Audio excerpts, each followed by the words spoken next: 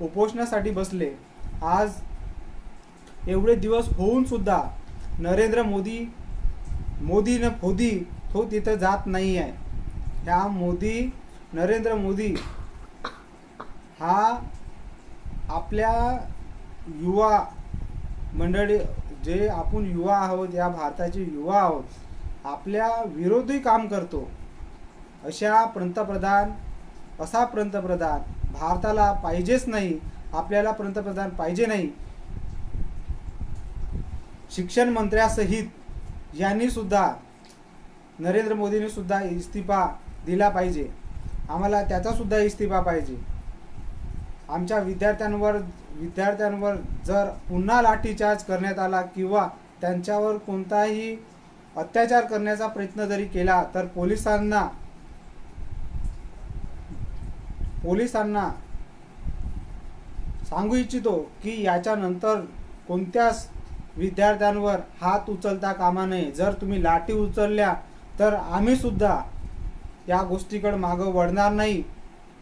आणि आम्हाला असं वाटत नाही की आम्ही आमच्या देशातील पोलिसांवर हात उचलला पाहिजे आणि आमचं प्रोटेस्ट आम्ही उग्र केलं पाहिजे, असं आम्हाला सुद्धा वाटत नाही।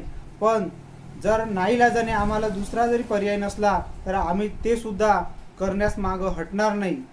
आणि आम्हाला असं वाटत नाही की नेपाळसारखी परिस्थिती आज या भारतामध्ये घडून आली पाहिजे, असं आम्हाला कधी वाटलं नाही।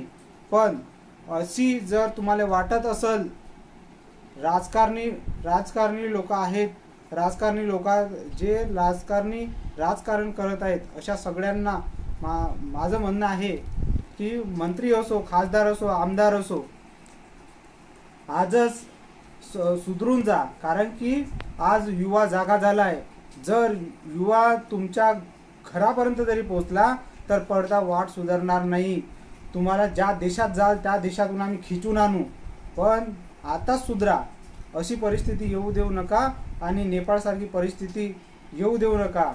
या परिस्थिती येण्यामागे तुमचाच हात असेल।